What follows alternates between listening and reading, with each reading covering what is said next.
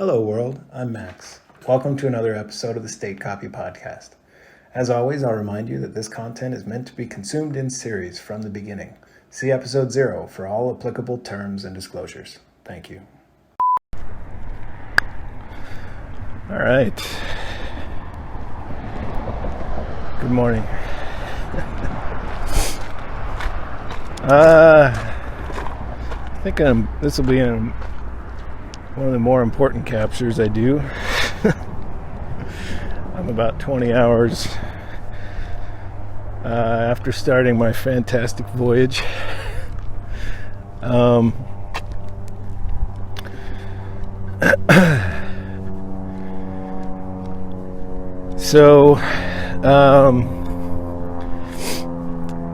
Last night as I came out of the experience, and to recap, it was about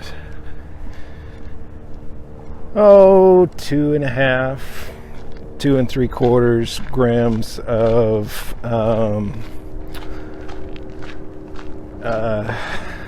psilocybin mushroom, the strain, pretty sure it was called Penis Envy.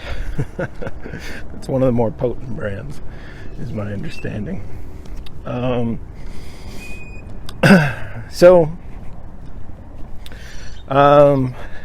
This time I got a radically different experience than I got the 2 times prior.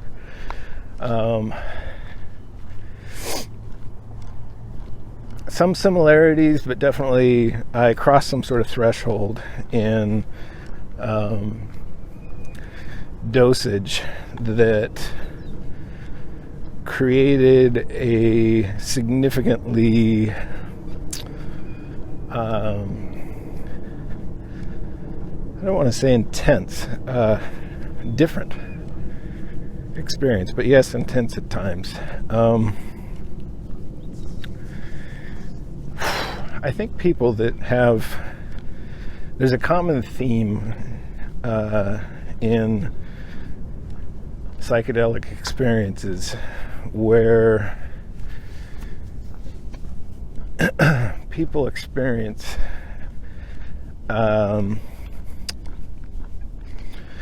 they describe connection to something big that they can't describe well. And now I understand what they mean. I'm going to use the framework I've been building to understand how the mind works to kind of describe it. I think when you I feel sort of that same, I feel compelled to do something similar, and it really it integrates well with this whole project. So I'm probably going to take a few attempts at this. I spent like 2.5, 3 hours last night. I exhausted myself trying to iterate on describing the experience and the takeaways.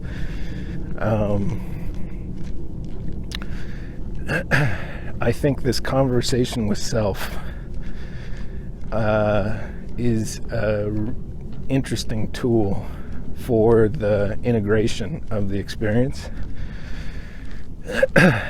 And like useful, like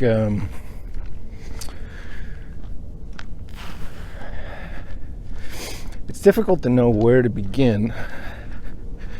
I did a lot of captures during the experience. I did the no where you go, they say, oh, don't look in a mirror. But what's interesting is I recorded myself. I did a video capture of looking into a mirror. There were phases where, to describe the experience it's similar to a dream.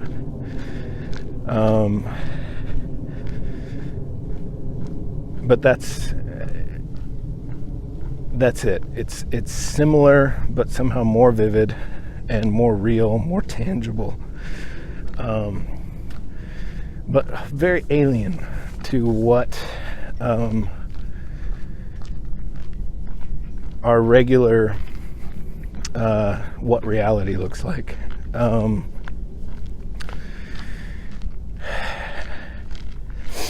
I think rather than try and make this really organized in how I describe it, I think I want to just kind of freeform and kind of stream of conscious thoughts that I have about it. And I'm hoping that the sum at the end is coherent and makes sense.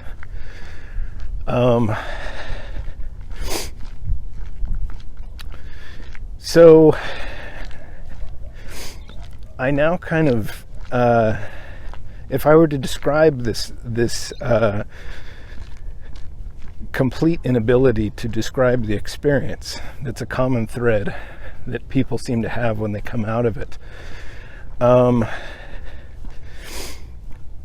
It's similar to if the way I imagine it is if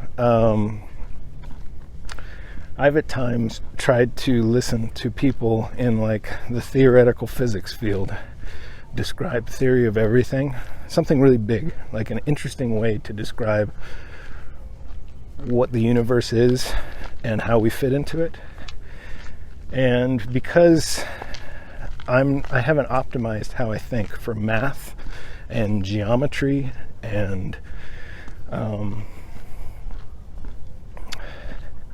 thinking in equations and formulas and whatnot, it largely just goes over my head.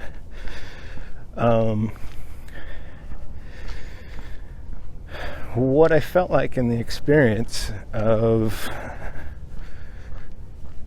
sort of, a heroic dose for me of psilocybin was, for a moment, I could understand something that didn't really correlate to that. Like, I wasn't suddenly a physicist that could understand all those equations. There was more like a sort of a more fundamental understanding of the complexity of everything and how it works. Morning. And for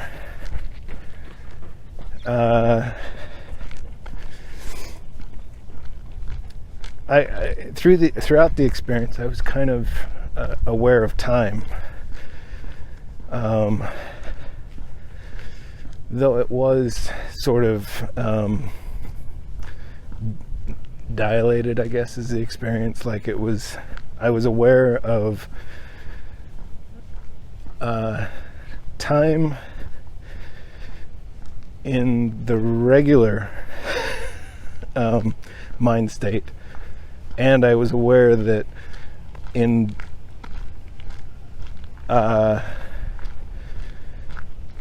minutes in the psilocybin mind state could stretch years if I wanted it to, or if I didn't want to. I realized that I wasn't really in control of how I perceived time. And while I was in that state, I had this very different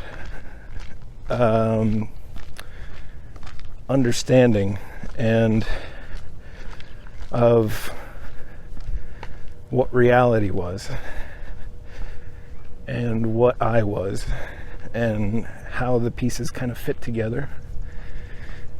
And that space, our words are not very, our kind of crude way of communicating with each other verbally is not able to describe it. It's like once you come out of that state, you're still kind of, you have memory of the event in pretty great detail.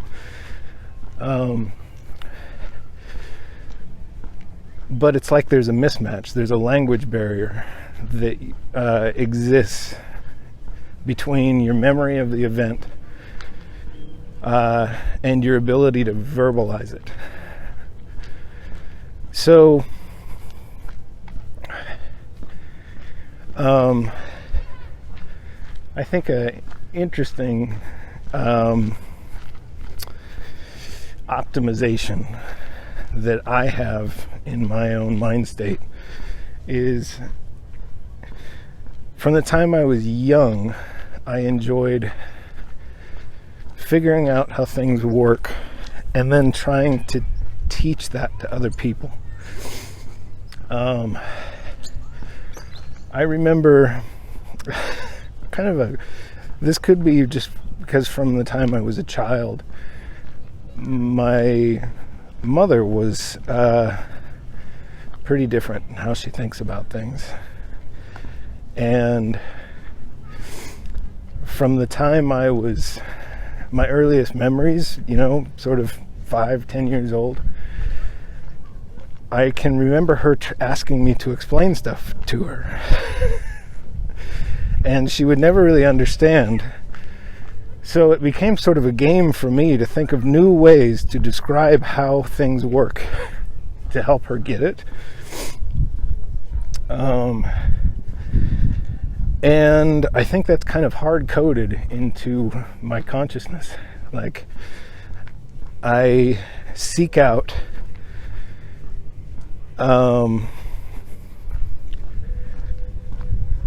information that's sort of magical, try to understand how it works, and I enjoy trying to frame it in ways other people can understand. And I'm not saying I'm incredibly good at it. It's a really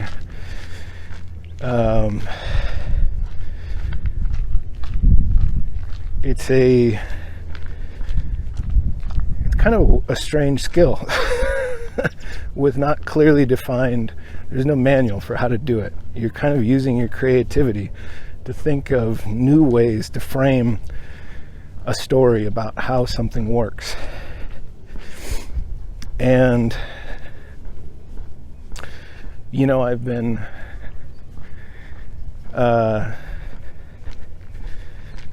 I thought it was kind of hilarious, the dawning of that understanding in the experience, that as I was trying to describe it to my girlfriend afterwards, I thought it was hilarious that I had chosen a relationship. I had selected a relationship where it was very difficult to communicate, and there's an extremely limited vocabulary that could be used to communicate. And I've described before, like my girlfriend's Mandarin Chinese, and I'm clearly not. I completely fail at tonal language. So we have to use her limited English vocabulary to communicate. And the two languages are so deeply sort of incompatible. It's not like a Latin-based language where there's similarities your mind can grab onto.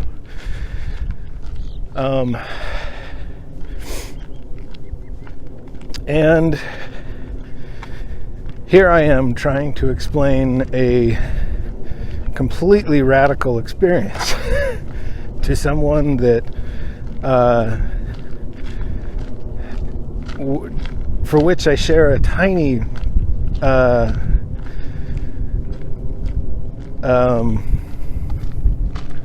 vocabulary. But I think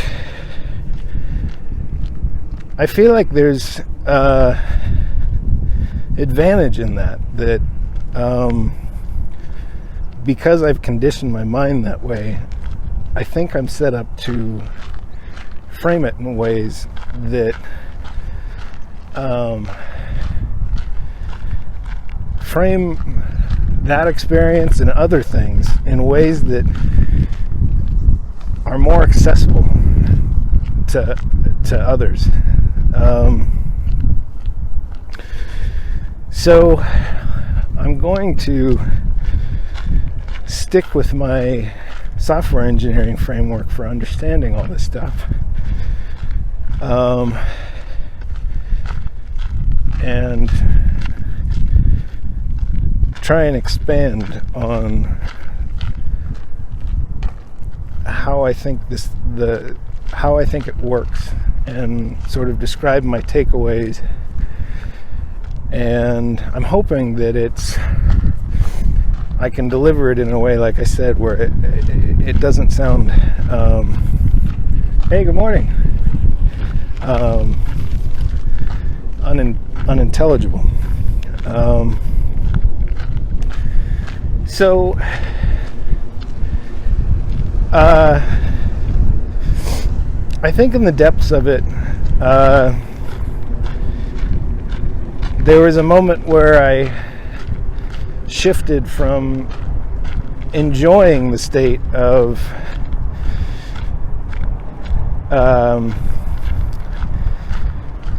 this is where it's hard to find an entry point to the thought.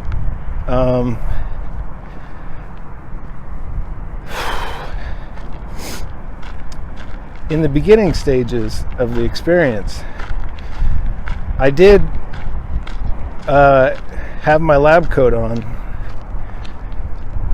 I visualized it that way so it's not a feeling of drunkenness. Like, I still had my wits about me as I was experiencing it, and that comes through in the captures. I mean, I'm as I say, in a couple tripping balls and I'm cognizant of the process at work, and I'm trying to send information back from the experience with my phone.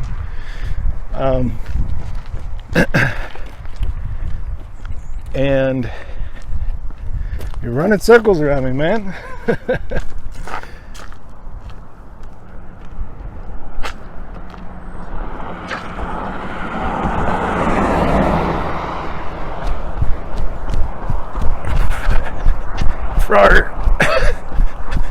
There we go.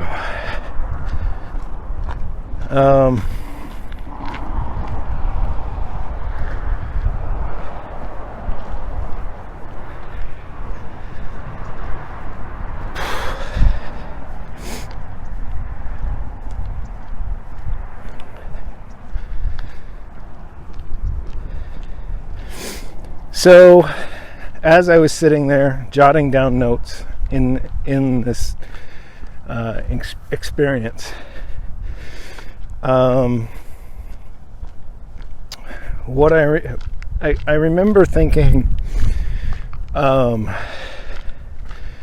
was trying to architect how my mind works in that experience and understand how the alkaloid, like what it was doing programmatically to my neural net. I was trying to understand. So the visuals were really interesting. Like, there was a point where I turned on the movie Avatar, and I watched the first 20 minutes or so. I was right at about the point the main character first goes into his Na'vi body, and I was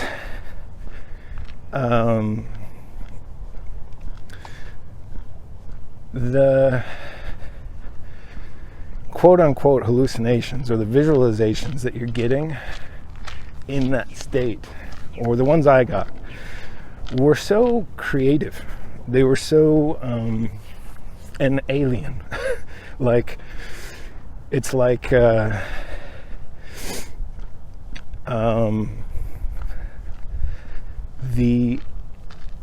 engine in my mind that's running to make sense of the universe around it. So my reality drive, the thing that's real-time processing everything my senses are taking in, were not compromised. They were just they're deeply modified so that something that was coherent was coming out the other end, and I was in the moment cognizant of the fact, like I remembered how the movie looked when I was not in that state. And there's the scene where let me see if I can describe it, the handlers that are handling the main character's twin brother, his carcass, had sort of a really, as they're lifting him into the incinerators, and these sort of government or the company guys that were part of this whole enterprise that goes to Pandora and mines the place, were there trying to convince him, as he's saying goodbye to his brother, hey, you're compatible, wanna do this.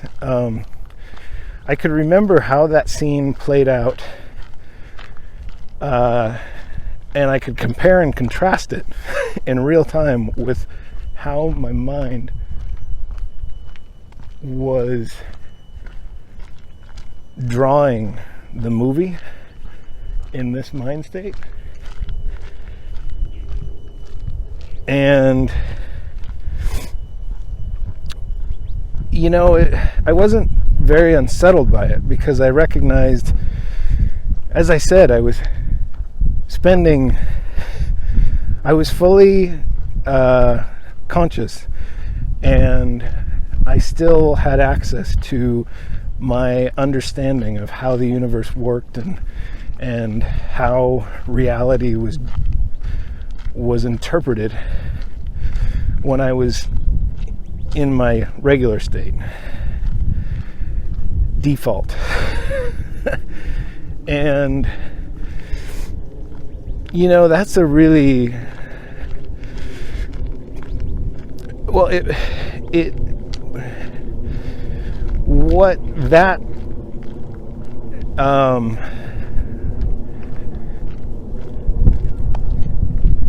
morning.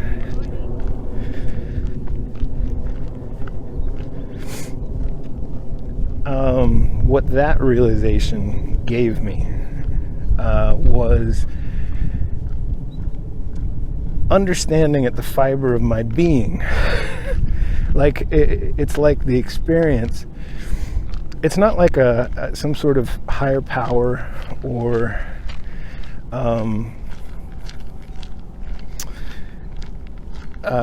sort of omnipotent being came and delivered this experience. That's not how I interpreted it. It was like I was explaining it to myself in such a compelling way that it actually rattled me. Like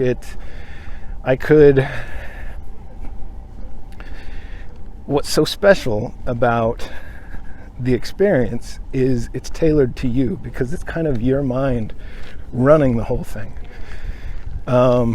So the insights you have are sort of, they sort of move beyond language and experience. They're, it's like you are having, for a moment, you're in a mind state where you have access to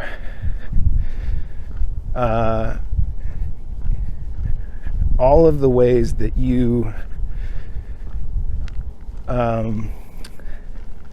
understand and interpret reality, and you can, in that state,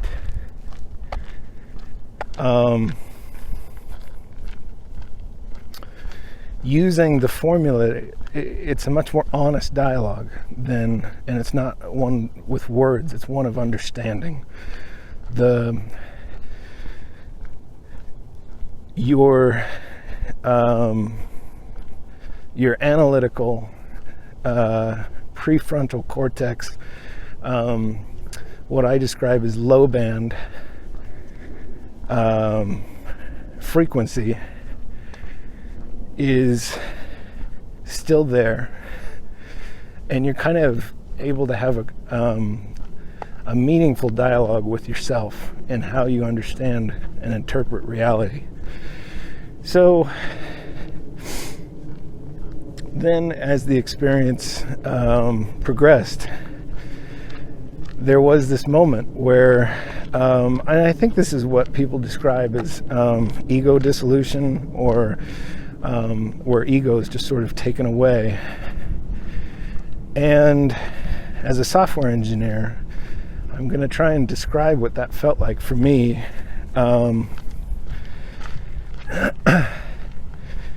Having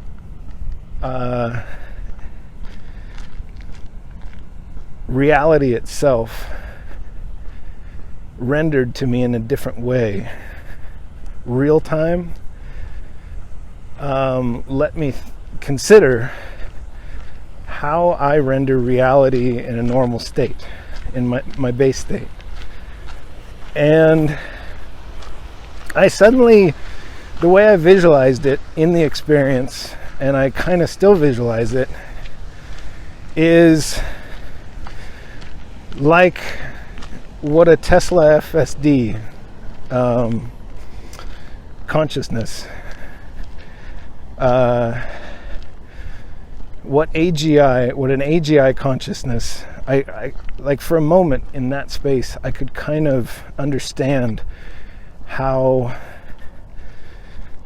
the learning algo works over time with all of the compute. And I could kind of visualize how all of the components that build up my consciousness are structured, like how they fit together, how the base layer is formed. And this is more significant than just memory. This is like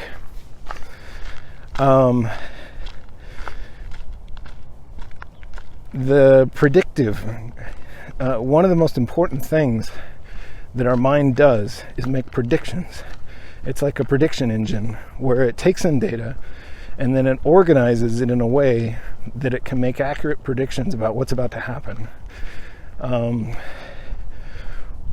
And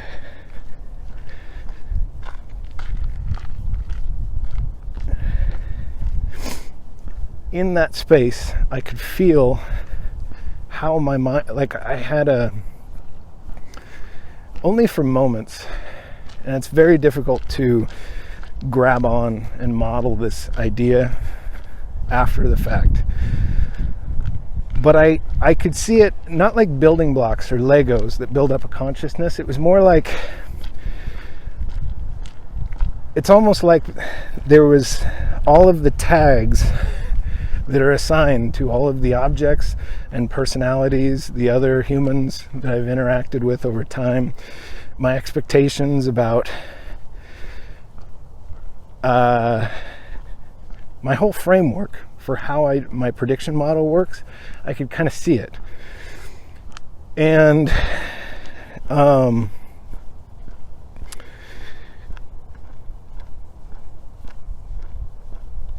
then I was struck by this powerful feeling in that, in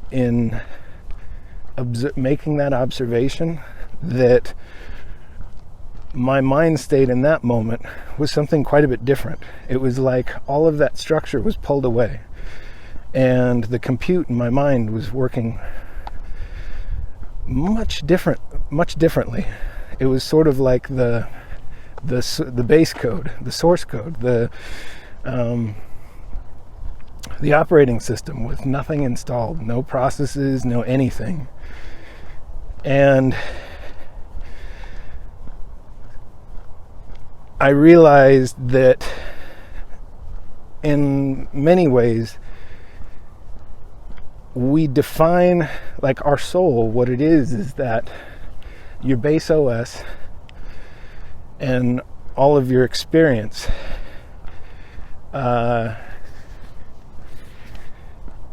over time, from conception to the moment that you're in, is sort of how I would define my soul, or the essence of what I am, is the collection of all those things learned over time. We start as children, we learn sort of how to use our motor functions and interact with the world around us, and we build layer on layer on layer of really complex understanding, using our base human OS to construct it. And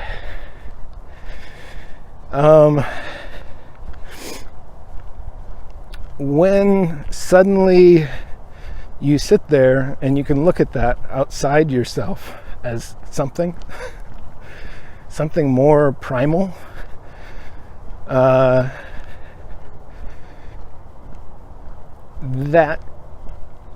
that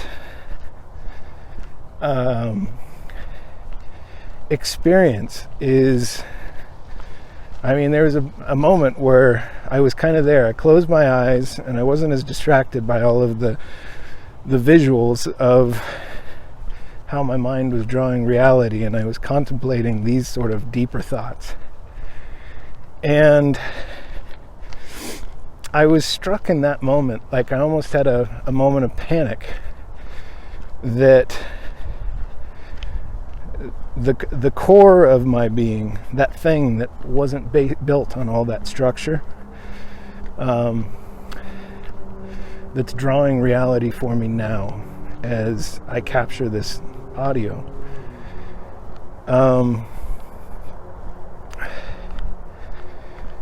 as I saw it, I felt like, and time went on forever for a moment, and I had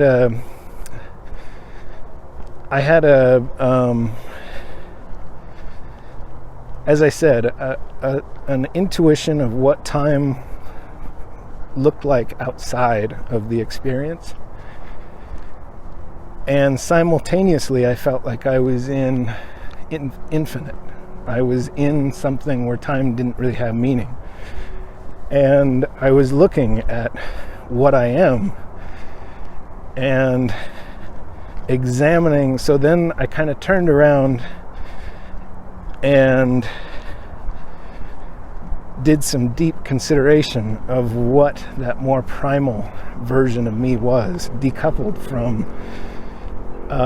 everything I use to model reality. And I couldn't describe it. It seemed like such a simpler thing. In that moment, I felt, as somebody who's already feels pretty trivial, and it's like, in that experience, I zoomed out even further, and I felt even more trivial, but exponentially so. And I was sort of fully cognizant, even through the distraction of how reality was getting rendered to me, that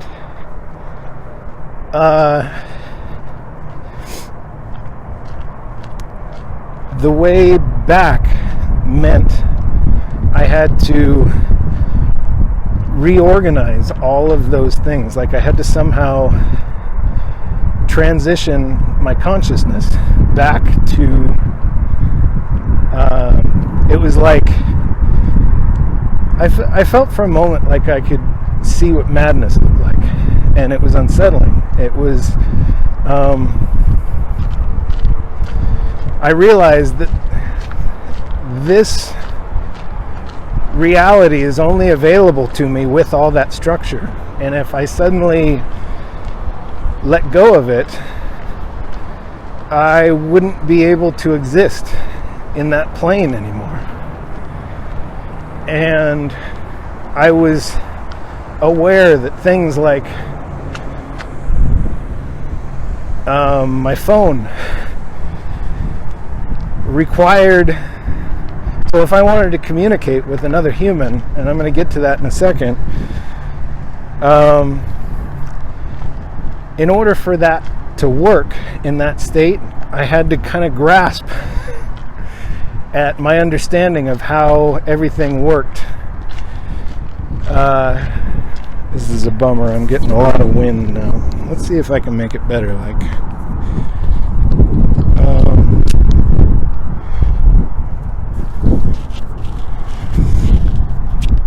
Try and hide it under my chin.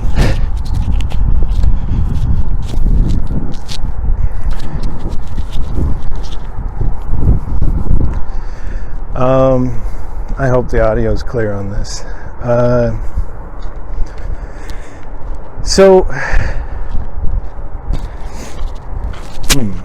can I do this?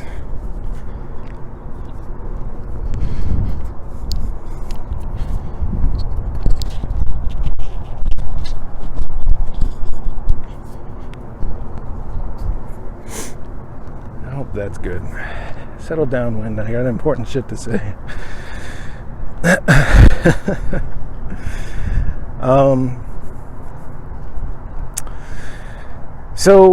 And I looked up on my fireplace where there's a picture of my kid, and I considered what that would mean, not being able to relate or connect.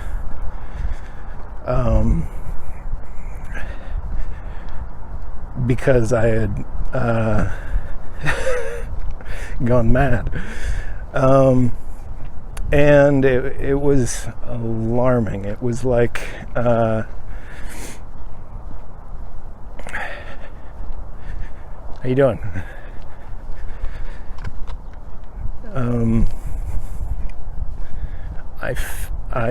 It's like I had access to both mind states, and one didn't really care, because it couldn't. It's not like, without all that structure and meaning, morning, that from that base state, it's impossible to care, because it's separate from all of that structure. So I felt like, in that moment, a certain amount of not panic, more towards despair. Like, I realized that in that moment I had turned over control to how reality is being written, and I could exist in that moment, maybe forever. And I started, so the net effect of that is then that those emotions drive how you are rendering reality. And that's where it gets, this is where a bad trip comes from. And my bad trip was really subtle. It wasn't nightmarish. There wasn't crazy monsters reaching out of the neither to grab me or anything like that. Because again, in real time, I was sort of framing it all. I still had access to how a lot of it functioned. And I realized that there was a risk that it's like when you try and, if somebody tells you don't think about this, it's impossible not to think about this. Like if you focus your energy on not thinking about a certain thing, it's very difficult to not think about the thing. There's a similar effect when you're in a psychedelic state where it can kind of cascade into a nightmarish experience. For me, I was able to hold that in check, I think, a little bit, but it was equally unsettling because I could feel what was happening and realized that I was arrogant to think it was something I could control. That I had a strong enough mind to not think about the thing I'm thinking about. And that was really humbling. That was another really powerful thing that I took away from the experience, is that no matter how well ordered I felt like my mind was, in that experience I was not in control of it. And it was eerie. I suddenly I looked over at my fireplace across from my couch, and I had a fire in there as I started the experience, and over the hours it had burned down and there was just embers and the coals had gone out, but they were just sort of popping here and there. And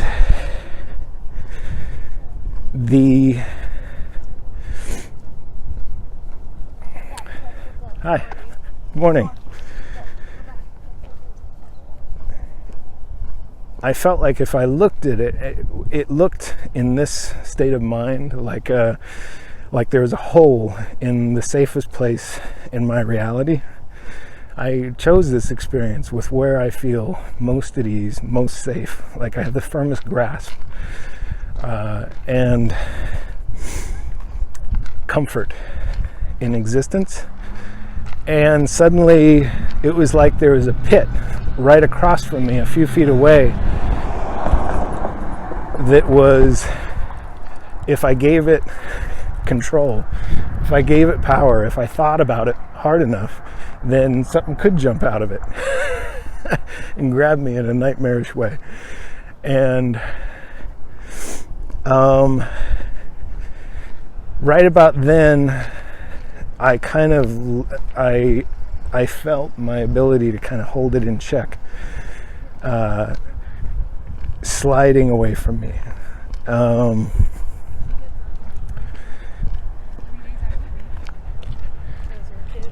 Morning.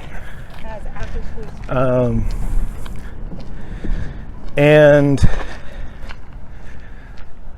as I was feeling that unsettled, suddenly I wasn't safe, and I was like, I thought in the moment, I need to try a change of scene. I need to take some action to distract my mind, to prevent it from entering that kind of negative cascade. And I got up off my couch and I went into my bedroom, and I closed the curtains, and I thought I'd create darkness and just lay down in my bed and try and sleep. But that felt deeply wrong all of a sudden. So then I went back into the living room, took a look at the fireplace, got kind of spooked, and thought, okay, well, maybe I'll try this go outdoors, connect with nature thing that people talk about in that experience. And I went into my backyard, and I've got a hammock on my patio, and it was still daylight. This was probably about 4:30 in the afternoon, 5 o'clock, something like that. And I sat there in my hammock and I looked around, and the world I was in this, still, the way my mind was rendering reality was still like when I was watching that Avatar movie. It was very different than how it renders it without the influence of the psilocybin. And it wasn't like I wasn't feeling, because I was in that sort of dark place where I was a bit panicked and rattled to my core through the experience. I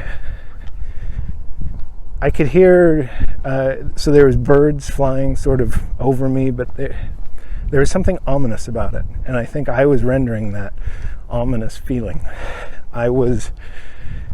My emotion was feeding my interpretation of the world, and I could hear sort of,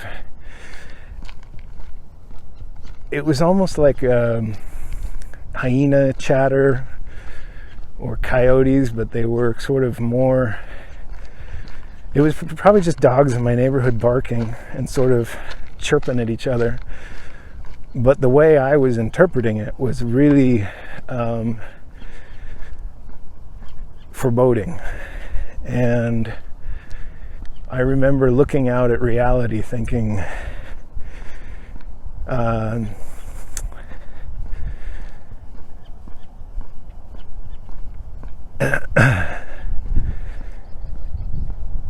the fact that it was so different and that my mind could render it so different made me question how I render this reality.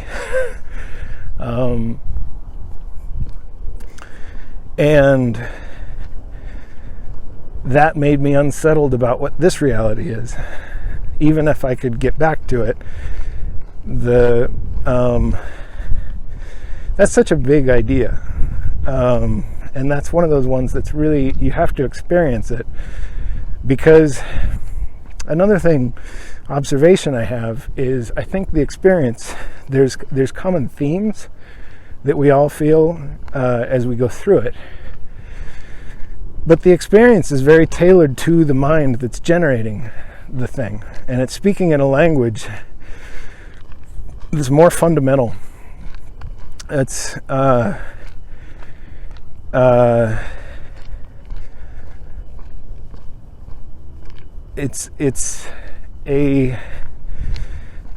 it's more than just the sights and sounds. It's the emotion. It's the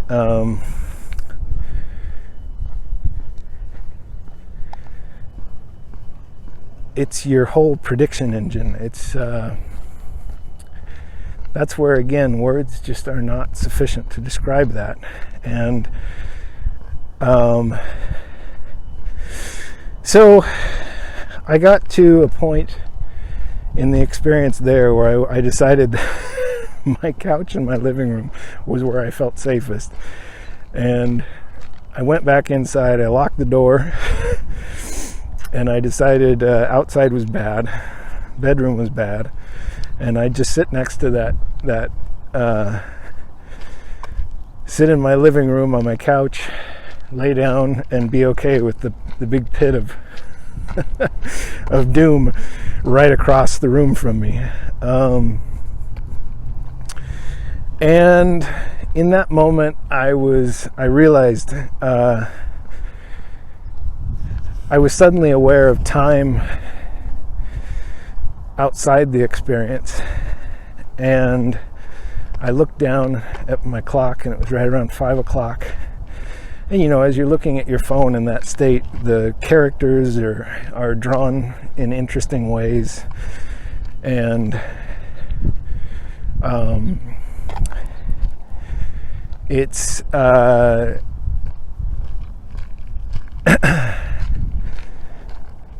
similar but radically different to the experience otherwise. And so what I did is I started planning. I started thinking, okay, I don't know if I'm going to be able to handle my girlfriend. I knew was going to be, she had said she was going to come to my place at about 6 or 6:30 to have dinner. And I felt like, well, I don't want her to see me like this. I'm I'm on another planet right now. And I was sort of self-conscious about that. And I remember thinking, I have to somehow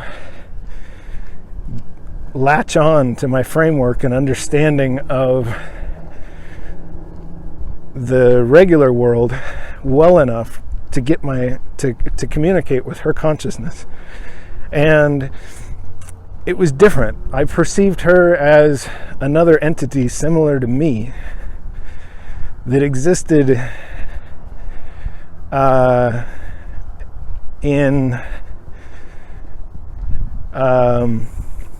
in order to communicate with her for a second, I had to sort of piece together how all the technology in the real world works and how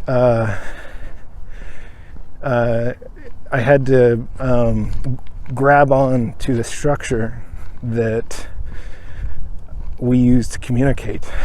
And I think that was the beginning of sort of rebuilding and reintegrating everything. Because as I was trying to reach out to another human that cared about me, as I told her, hey, baby, you should probably just give me the night. I need it to myself tonight. I was like, aha, this is the way back. And this was a way, like the act of that communication with another person. Hey, how you doing? Good morning. Good.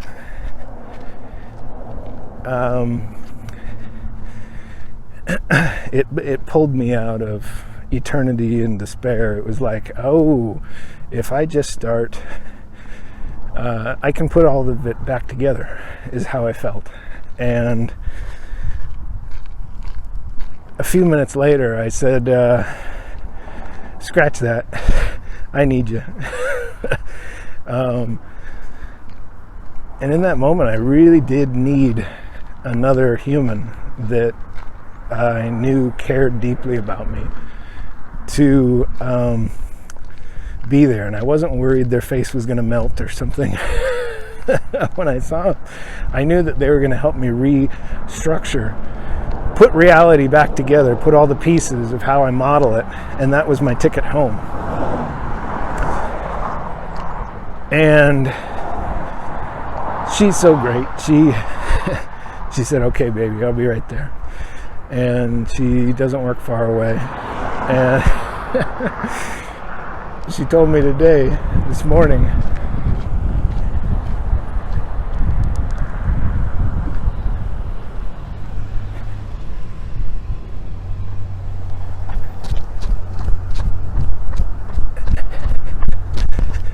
that she was going to stop and get a dessert on the way home. And then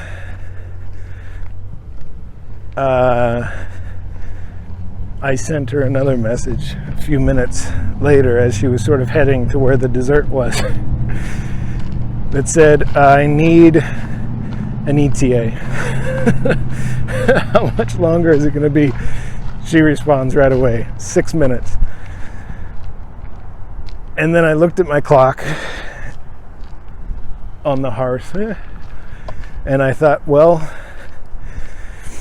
just 6 more minutes of eternity. And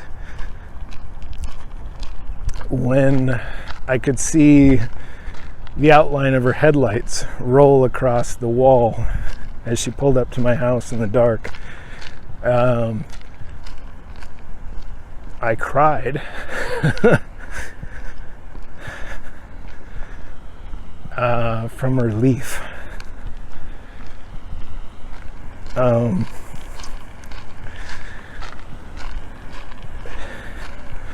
I felt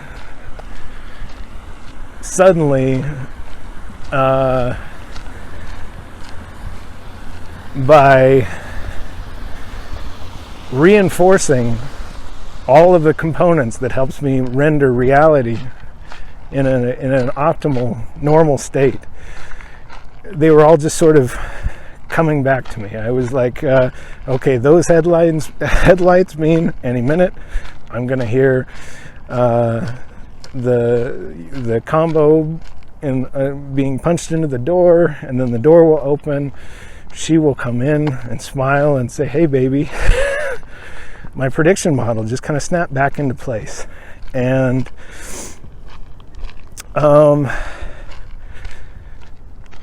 I felt in that moment relief like I've not experienced since one day when my kid was an infant and was really sick.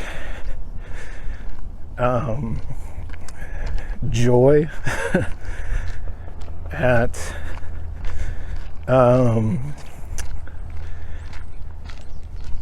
feeling like I touched madness for a second, and I was able to walk back from it, and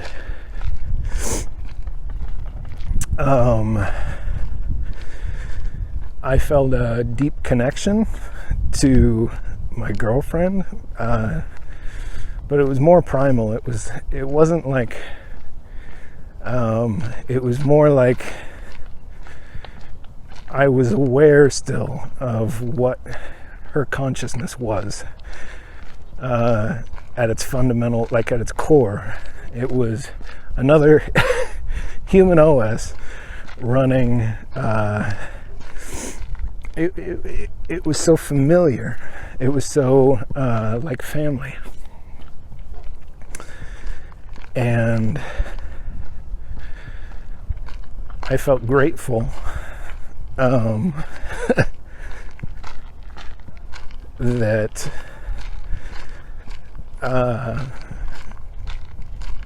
just the presence of her consciousness was able to help me sort of put everything back together. And then pretty fast, everything began locking back into place. And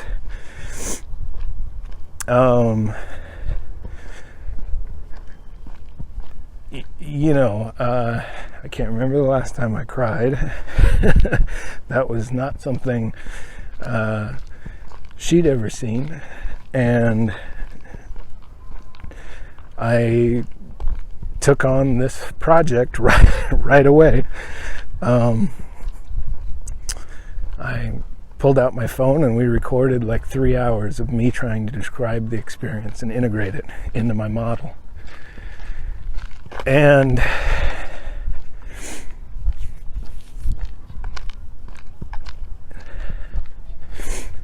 again, I felt that it's such a big experience to try and model in my mind and hold on to and then describe in ways that are coherent after the experience. I think a night's sleep was helpful for that. I think I did a better job in this walk and talk than I did yesterday, and I think I'll continue to build on it.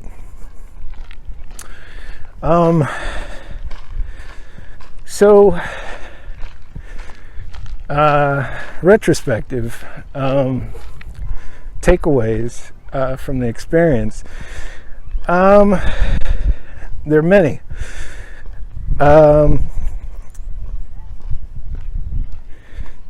I feel more connected to humanity and what everyone else is for the experience, for that experience.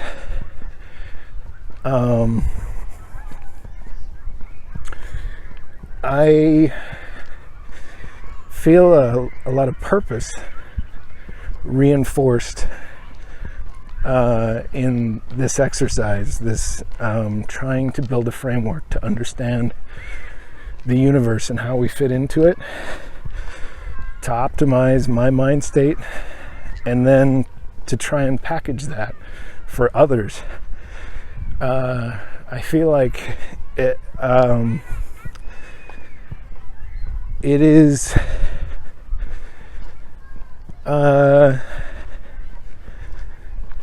important, necessary. I feel like when you scratch the surface of how small you really are, and then you dig a little deeper and you realize you're a lot smaller than even that. I think I also had a sense of this, of the collective, what we are when we work together, and how important that is. I think we're something much bigger as a collective, and in a real sense we're family. We're a whole bunch of instantiations of a similar thing.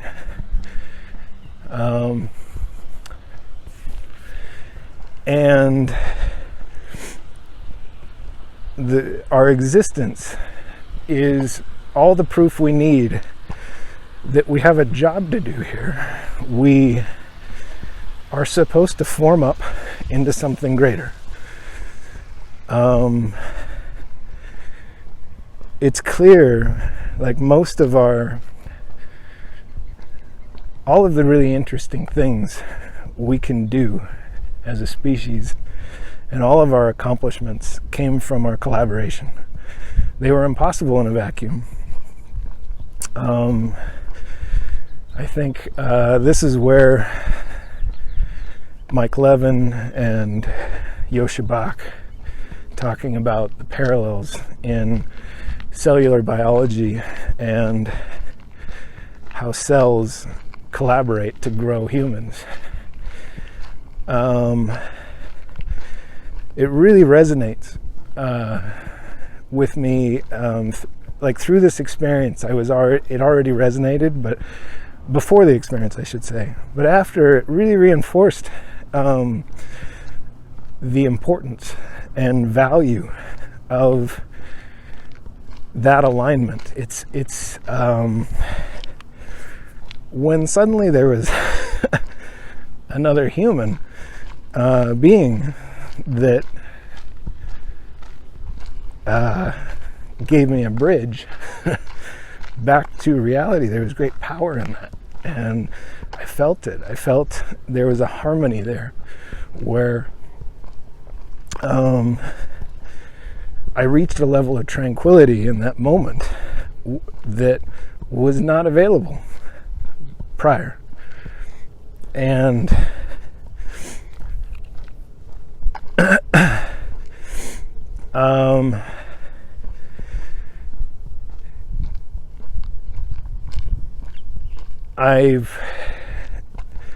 what was a dull sense became a more vivid sense that harmony is important, and part of the reason this all exists, it's why we're here, is to work together to figure it out,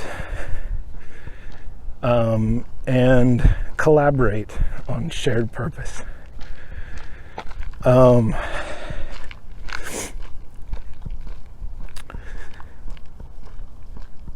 Okay.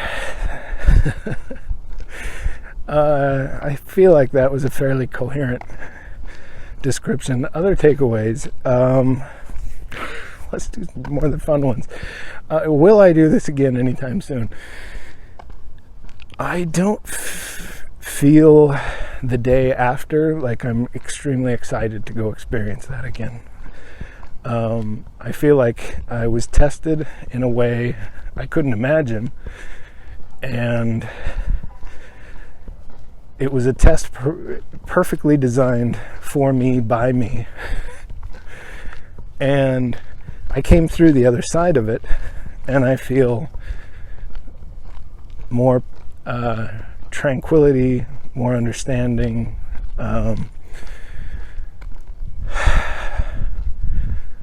more comfort in reality as it is. I feel like, in a way that's difficult to describe or quantify, it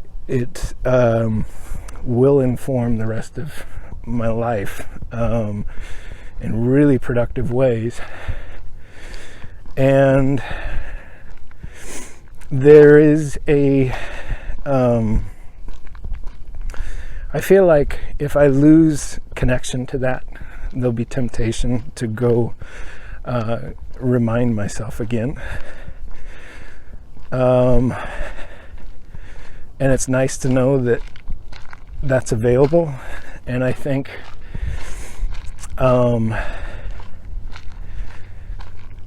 the prior experience will inform future experience. But I realize, for me, there's a risk involved.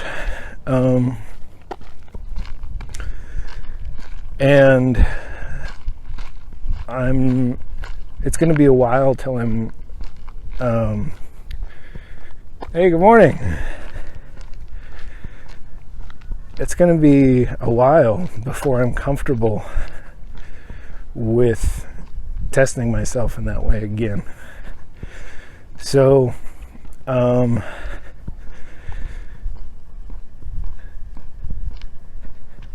going to pause here to make sure that the audio is captured. I think that was a lot of really useful